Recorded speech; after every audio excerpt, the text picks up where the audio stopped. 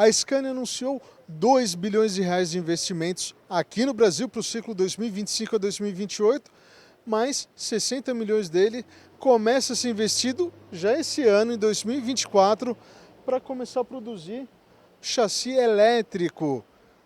O Paulo Moraes vai dar os detalhes para a gente, mas começa esse ano o investimento na linha de produção dos elétricos para começar a produzir em março e as entregas a partir de setembro de 25.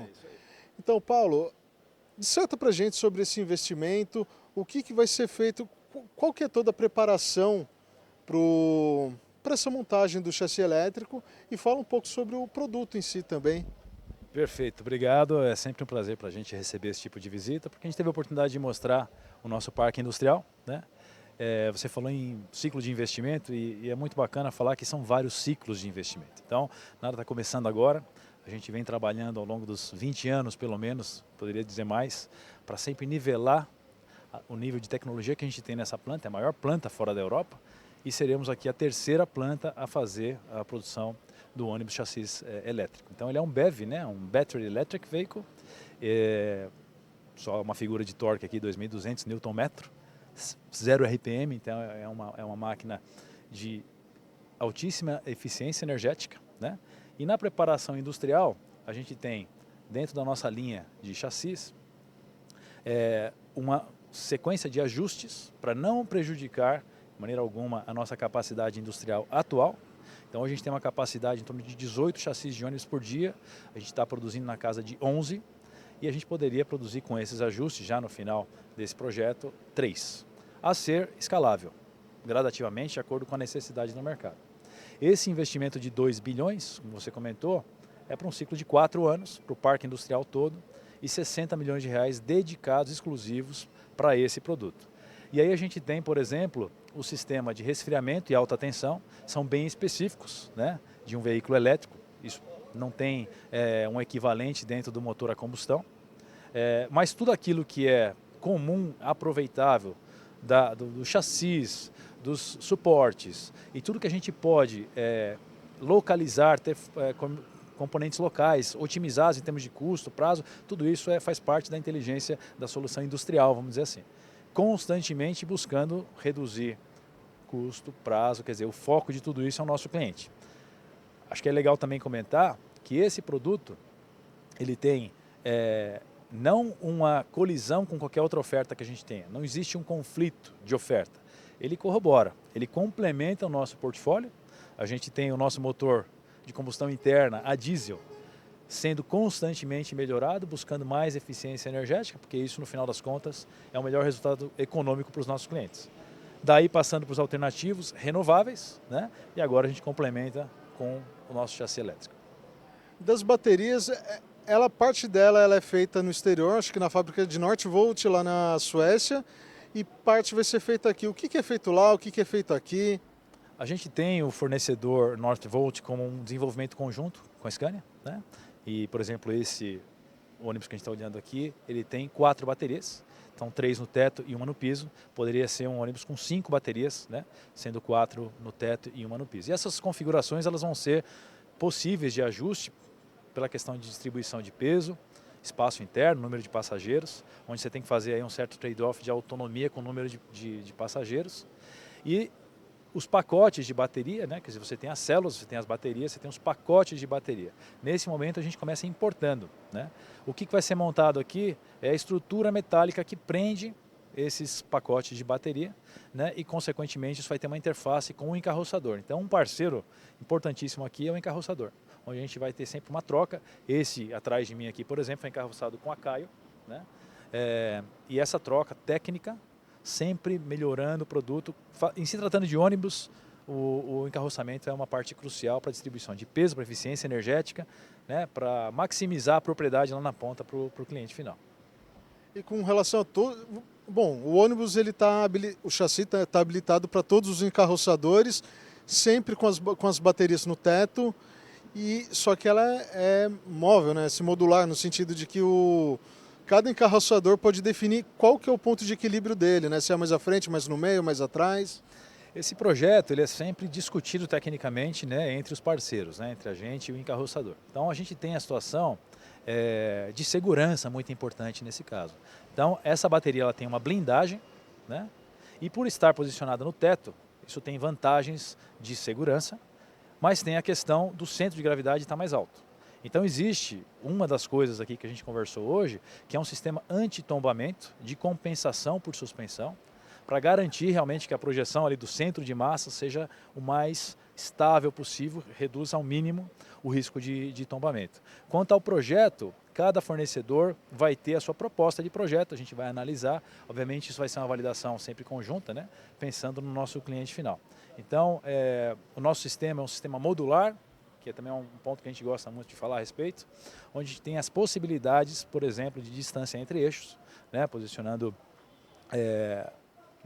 o chassi e o quadro de uma maneira que faça sentido para o projeto de encarroçamento que vem. E aí cada praça com seus operadores, cada operador com as suas necessidades, e o que a gente quer no final das contas é maximizar o que a gente chama de TCO, né? Que é fazer com que a eficiência da solução, né, seja mais alta pela minimização dos custos. Então isso vai depender, por exemplo, quando se fala do projeto, do número de passageiros que você vai conseguir levantar. Então, capacidade de carga, e aí tem todas as questões de estratégia de carregamento, né? Eu poderia falar aqui que tem basicamente dois tipos de carregamento, o carregamento de oportunidade e o carregamento overnight, como a gente diz, né? Durante a noite. Isso também vai depender das características da operação. Tem muita conectividade nisso tudo, né? Porque conhecer a necessidade e a operação é a primeira coisa que a gente tem que fazer. A Scania jamais empurra uma solução. A Scania quer que a solução caiba como uma luva, né, para aquilo que realmente vai trazer maior resultado para o cliente. Exatamente, a configuração o cliente vai decidir se ele prefere autonomia, se ele prefere capacidade de passageiros e por aí vai. É um chassi K, ou seja, a linha K que já está aí no mercado, todo mundo conhece, bastante tradicional. Exatamente o mesmo chassi, tem alguma adaptação, preparação industrial para modificar por ser um produto elétrico. O que muda do chassi K elétrico para uma combustão que a gente conhece? É um chassi K porque, como você trouxe bem, ele tem toda uma questão de robustez que se adequa muito bem, né, às operações aqui da nossa região, especialmente do Brasil. A gente tem essa flexibilidade de distância entre eixos, a gente está colocando aqui uma especificação 4x2, né, de entrada baixa, e pode ser o piso normal ou o piso, a entrada baixa com piso normal ou piso baixo. O que faz sentido para a gente aqui, provavelmente, vai ser a entrada baixa ou piso normal. Então, a robustez do chassi K vai ser conservada. A questão de como fazer a distribuição de peso, como eu falei, vai ter muito da troca com o encarroçador, né? E a mesma coisa a configuração das baterias. Então, suspensão a ar, a gente tem aqui a possibilidade da suspensão pneumática. O nível de conforto desse carro é absurdo, né? Porque o barulho que você escuta lá dentro é do sistema basicamente de arrefecimento, né? Todo o ruído do motor a combustão interna não existe, né? Então, realmente, nível de conforto, ruído, a gente está falando de uma outra proposta. Mas, novamente, nada disso demérita o que a gente tem dentro do nosso portfólio, porque cada operação vai priorizar aquilo que faz mais sentido. Fala um pouquinho sobre esse sistema de arrefecimento, porque ele chama atenção. Ele é a água e serve para, enfim, para esfriar a bateria. Enfim, parece óbvio para vocês, mas para mim, eventualmente, para o pessoal não é tão óbvio assim. Não, eu acho que a gente pode fazer uma analogia simples da bateria do celular, né? A gente tem aí a bateria operando constantemente, você tem o que a gente chama de State of Charge, né, o SOC window, que maximiza quando você não usa a bateria nem vazia, nem cheia completamente. Então, a gente tem todo um sistema de monitoramento de como essa bateria vai ter a máxima durabilidade, a gente fala em 1.200.000 quilômetros, justamente por trabalhar bem dentro dessa range. Porém, a geração de calor é algo inerente a essa tecnologia. Então, o sistema de arrefecimento, o sistema de compressor, ele está o tempo inteiro para garantir, né, a temperatura ideal de funcionamento. Então, para entrar mais em detalhes, teria que olhar o desenho, né? Mas o que eu posso te dizer é que o arrefecimento, o controle de troca de temperatura para um carro BEV, ele é muito importante. Ele faz parte do sucesso do conceito, vamos dizer assim. Do contrário, se você perde, voltando para o nosso celular, Se você tiver lá com o Waze, com 3, 4 aplicativos todos funcionando ao mesmo tempo, você começa a ver que a troca de calor fica estranha, você sente ele quente, e a bateria. Então é bastante importante esse aspecto dentro do conceito do BEV. Tá, para a gente finalizar, só pegando o gancho na sua última resposta, você falou sobre esse range de o aproveitamento da bateria. Então ele vai funcionar numa faixa de 75%, que você tem 12,5 por baixo, 12,5 por cima de preservação dessa bateria. Como que é isso? Ele chega embaixo em 12,5, ele para o caminhão para preservar ela, ele não carrega totalmente. Como que funciona? A gente tem uma troca, foi um ponto que a gente conversou e acho que isso vai ser cada vez mais uma necessidade, né? A conectividade ela é o tempo inteiro o seu parceiro de otimização da operação. Então, o que a gente chama de SOC Window, para não colocar pro cliente, pro operador essa preocupação, existe um sistema de gestão de uso da bateria para que ela opere a maior parte do tempo dentro dessa SOC Window, né? Que não é vazia, não é cheia, né? 1575, 1090, 2080, mas o sistema vai o tempo inteiro gerenciar para você usar essa região, vamos dizer assim, de fornecimento de energia que maximiza a duração da bateria. Existem soluções agora de conectividade que você vai roteirizar e você consegue, com o sistema, mostrar para onde você está indo. O sistema vai te sugerir que, olha, a sua autonomia não está compatível.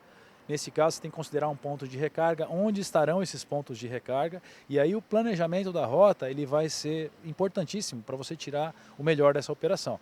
Isso, a gente está falando aqui, vai só para dar alguns números. Globalmente, a Scania tem 600 mil veículos conectados, caminhões e ônibus. Só no Brasil, 80 mil veículos conectados. E dentro desses aí, se a gente for fazer uma conta aqui, a gente está falando em torno de 4 mil ônibus, né?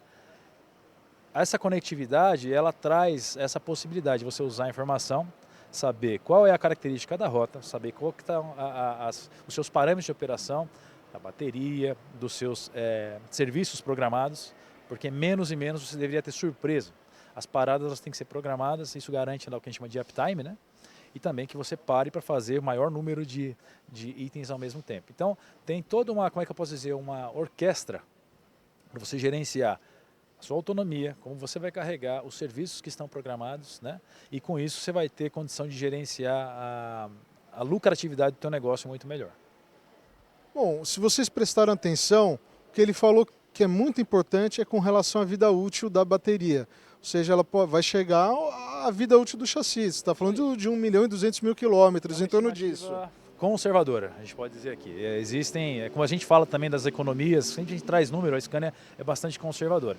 Mas o que você falou é perfeito, né? A gente quer que o operador não pode ter dor de cabeça com a bateria. Então tem que durar, obviamente, aí a vida do chassi, a gente fala em 1.200.000. Só a título de comparação, sem citar marcas, obviamente, mas vocês já viram no nosso canal, tem concorrente que está mostrando ônibus elétrico, eles falam em bateria que dura 8 anos, por exemplo. Enfim, o ônibus teria uma vida útil de 15, ou seja, em torno de 8 anos você precisaria trocar todo esse pack de baterias, renovar isso. Aqui ele vai até o final da vida útil, ou seja, você, numa situação de revenda, você tem um produto valorizado, você não vai precisar comprar um chassi e trocar a bateria, chassi, digamos, o ônibus completo e depois trocar todo esse pack de baterias. Esse é um ponto também, super boa pergunta e comentário. E aqui a gente não quer comparar com outros concorrentes, acho que cada um aí com a sua proposta. Mas quando a gente fala em valor de revenda, quando a gente fala Scania, a gente fala em eficiência energética, a gente fala em segurança, qualidade e valor de revenda.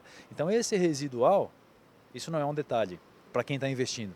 Então isso para a gente é muito importante, faz parte da nossa oferta de solução. Então com certeza a gente vai fazer com que a solução seja operante, rentável durante o tempo que ela está na mão do operador e no momento que ele estiver considerando a renovação de frota, esse produto tem que ter o maior nível de revenda do mercado.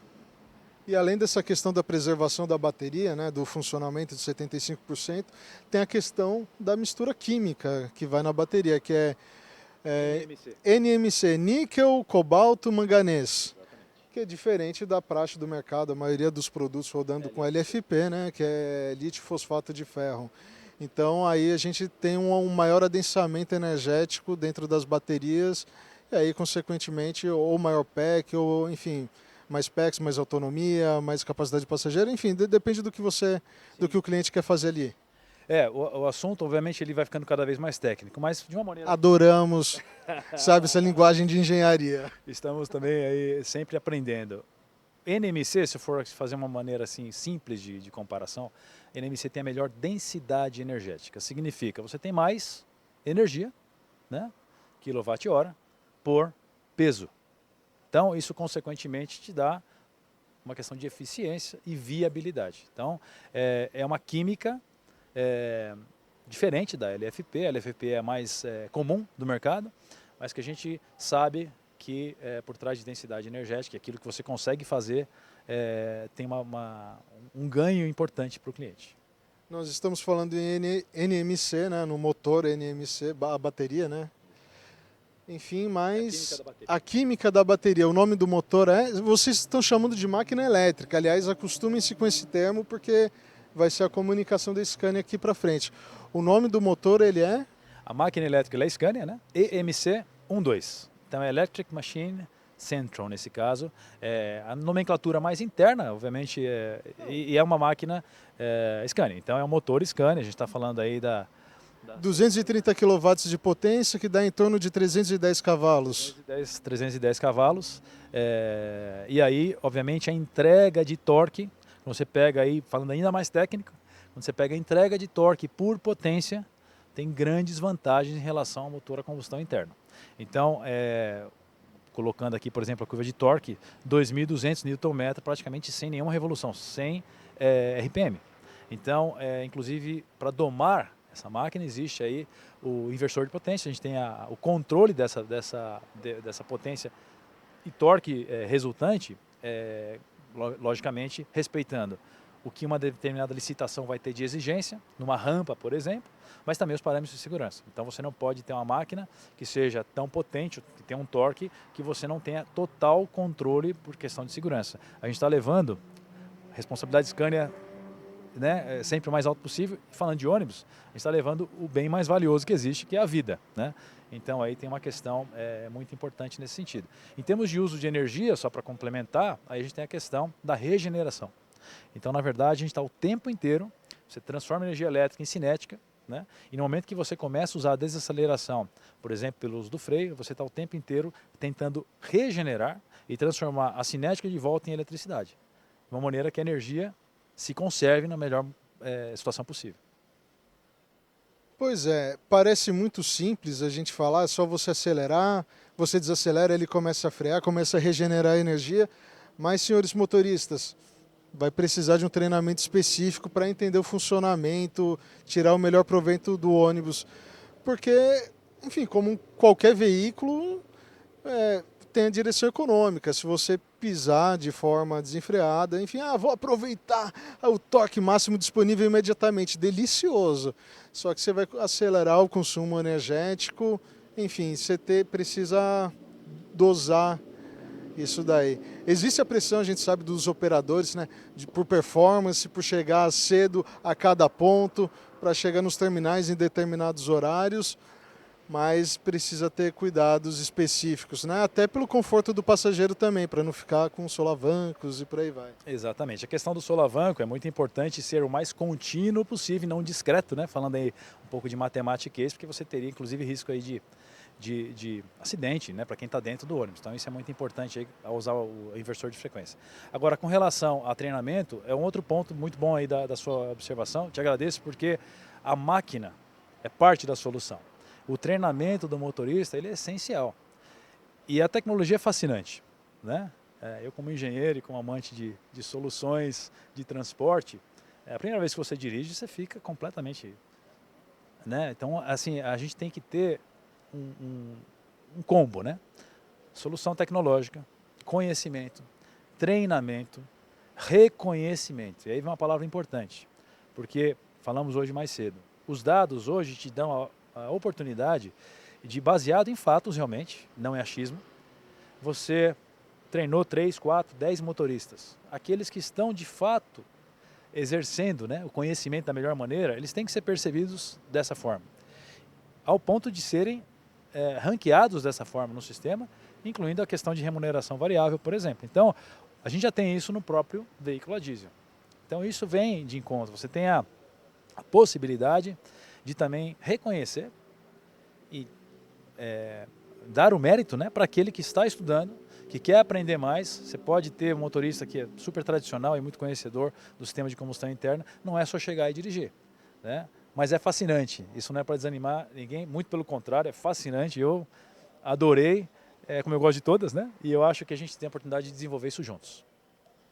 É isso, eu acho super interessante essa questão da remuneração variável para premiar os melhores motoristas, mas também somos muito a favor de melhorar o salário desse pessoal, viu? Eles merecem, e a gente sabe que motorista no Brasil muitas vezes está em falta, o pessoal reclama, mas precisa ser uma profissão mais atraente. A máquina é atraente, agora o salário é importante. Não tem nada a ver com a Scania, mas fica essa observação, acho que é importante a gente sempre reforçar, porque é um óleo importante, né? Imagina um veículo desse de 1 milhão e tantos mil reais, que provavelmente será um produto milionário.